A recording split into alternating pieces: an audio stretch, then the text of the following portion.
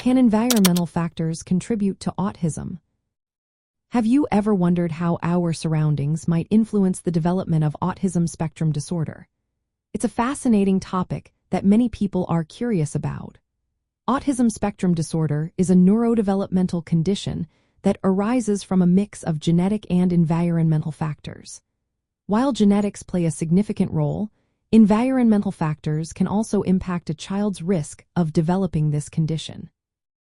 Environmental factors refer to influences that are not genetic and can affect a child before, during, or after birth.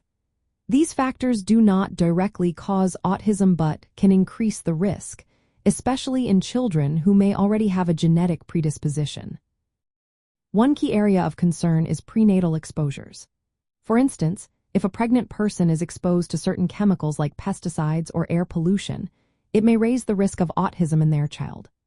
Additionally, some medications, such as valproic acid and thalidomide, have been linked to higher autism rates. Maternal health conditions during pregnancy, including diabetes, obesity, infections, fever, immune system disorders, and preeclampsia, can also contribute to this risk.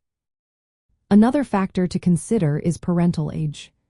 Research shows that older parents, particularly fathers, may have a higher likelihood of having children with autism. This is something to keep in mind for those planning to start a family. Nutrition plays a role too. Ensuring that a pregnant person gets enough prenatal vitamins, especially folic acid, can potentially lower the risk of autism.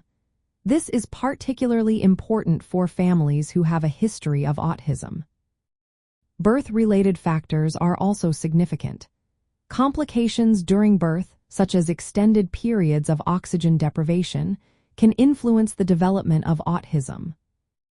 Research continues to look into how these environmental factors interact with genetic predisposition.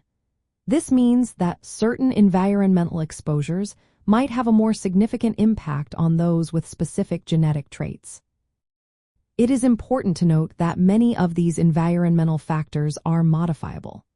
For example, reducing exposure to air pollution and pesticides during pregnancy, managing health conditions, and ensuring proper nutrition can be practical steps to lower the risk of autism. Now, let's address a common misconception. Vaccine misinformation has circulated for years, suggesting a link between vaccines and autism. However, scientific evidence shows no credible connection between the two. The focus on environmental factors in autism research is primarily on prenatal and early life exposures, not vaccines. In summary, environmental factors can indeed contribute to the risk of autism, especially when combined with genetic predisposition.